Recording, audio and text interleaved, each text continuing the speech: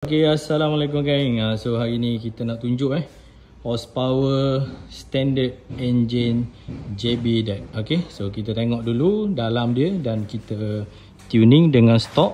Okay, so ni engine turbo standard, cuma kita tukar pipe ni.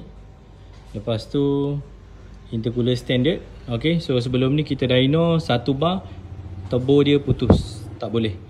Jadi kita set je 0.6 bar. Kita tengok macam mana.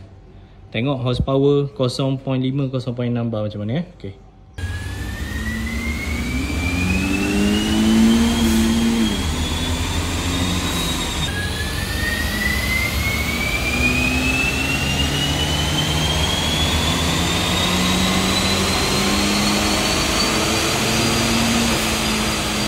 Okey, horsepower dia 0.58